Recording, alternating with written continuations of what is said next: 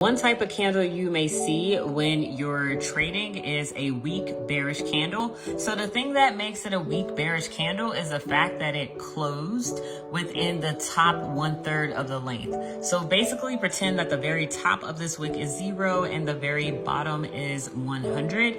And this is somewhere above 33%. So this is also known as a pin bar.